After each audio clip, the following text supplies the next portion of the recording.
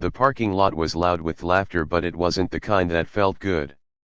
It was sharp, cutting, the kind that makes your chest tighten even if it's not aimed at you. A teenage boy stood frozen near the entrance of a grocery store, his hands clenched, his eyes fixed on the ground as a group of older kids circled him. And then, out of nowhere, a tired-looking man stepped in front of them and said 5 simple words that changed everything. Pick on someone else. Before we begin, if you enjoy powerful stories about kindness, courage, and real-life moments that restore your faith in humanity, make sure to subscribe to our channel, like this video, and share your thoughts in the comments. Your support helps us bring more stories like this to life. Now, let's begin. It was a regular Tuesday evening in a small American town. The sun was just beginning to set, casting long shadows across the parking lot of a busy grocery store. People moved in and out with carts full of groceries, busy with their own lives. Daniel Carter wasn't one of them. He stood beside his old pickup truck, checking his wallet for the third time. Inside, there were exactly $23. He knew because he had counted it again and again. Okay, he muttered to himself, milk, bread, eggs, maybe some pasta. Inside the truck, his 6-year-old daughter Lily sat in her booster seat, swinging her legs. "Daddy, can we get the cereal with the marshmallows today?" she asked with hopeful eyes. Daniel smiled, though his heart tightened. "We'll see, kiddo. Let's check the prices first." He opened her door and helped her down, brushing her hair gently away from her face. Lily's bright smile lit up his tired world. Since his wife passed away 2 years ago, Lily had become his reason to keep going. They walked toward the store together, hand in hand. That's when Daniel heard it. Laughter. But not the kind you'd expect from kids having fun. This was different, mocking, loud, and cruel.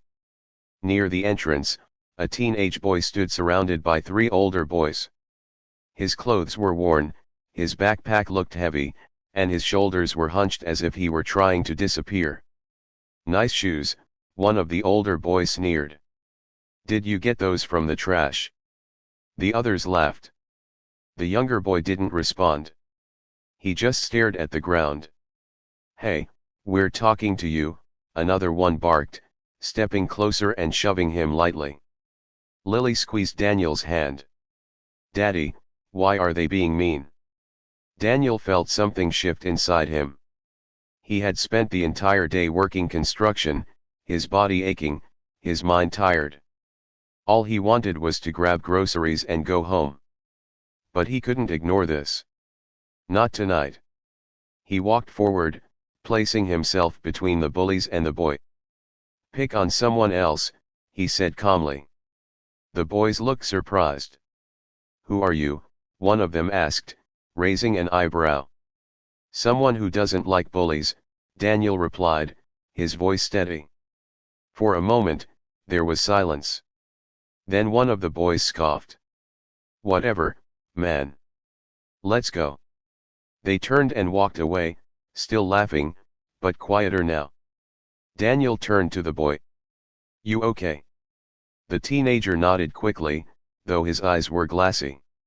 "Yeah, thanks. What's your name?" "Marcus."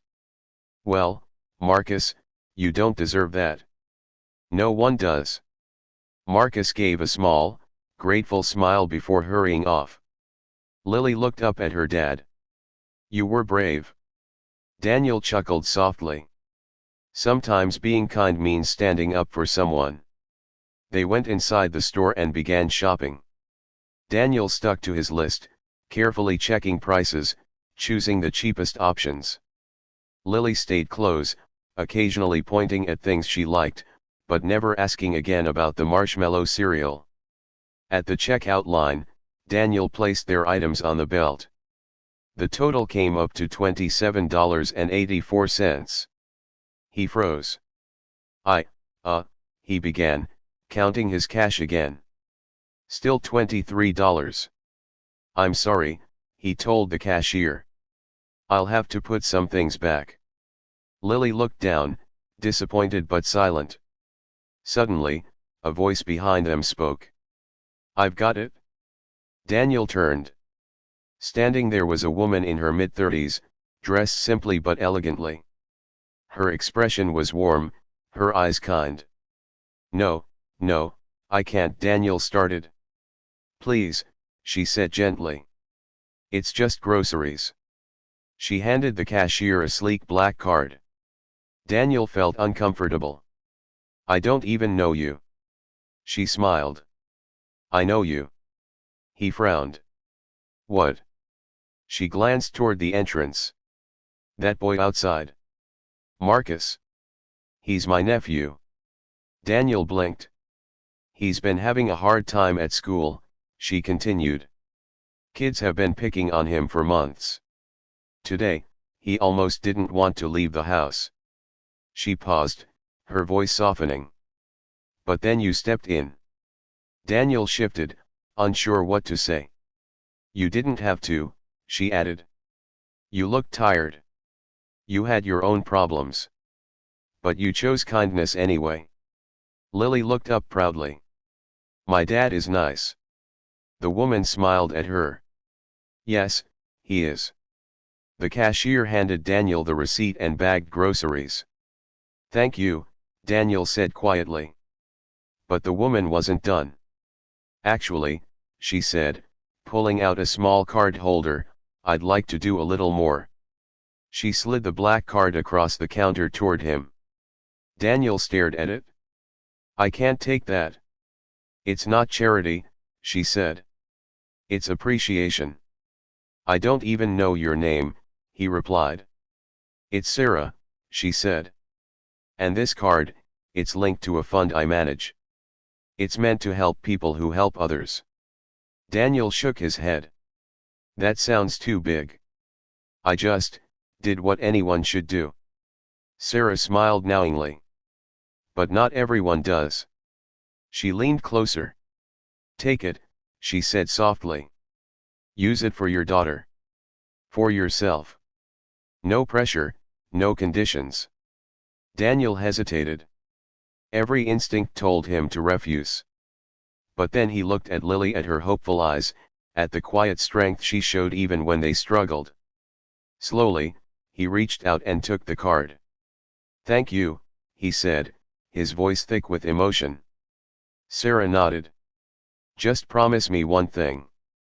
"What's that?" "When you can, pass it on." Daniel smiled. "I will."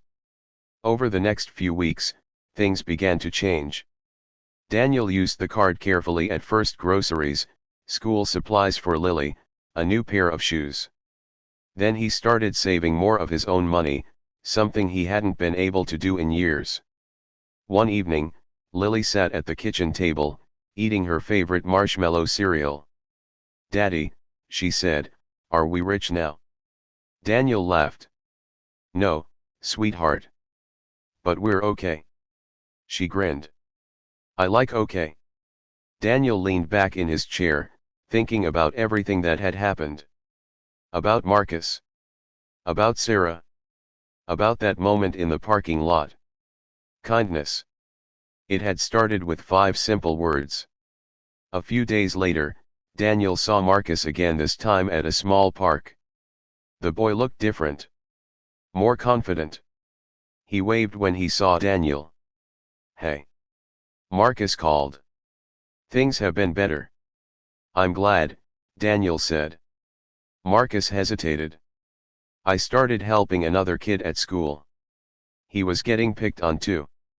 Daniel smiled. "Guess what I told them?" Marcus added. Daniel raised an eyebrow. "Pick on someone else." They both laughed. Months passed, and Daniel's life slowly stabilized. He found better work, saved money, and even started volunteering at a local youth center. One evening, as he watched a group of kids play basketball, he realized something powerful. Kindness doesn't just help one person. It spreads. It grows. It creates a chain reaction that reaches people you may never even meet. Daniel had stepped in to help one boy. That boy found the strength to help someone else. And somewhere down the line, another life would be changed. All because someone chose to care. So here's the truth. You never know what someone is going through. You never know how much your actions matter. And you definitely never know how far a small act of kindness can travel. Maybe it's standing up for someone. Maybe it's helping a stranger. Maybe it's simply choosing to be kind when it's easier to walk away. Because in a world where you can be anything, be the person who says, pick on someone else. And mean it. Let this story remind you that kindness is never wasted. It comes back in ways you don't expect, at times you need it most. So go out there and make someone's day a little brighter. Because someone out there is waiting for a moment of kindness that could change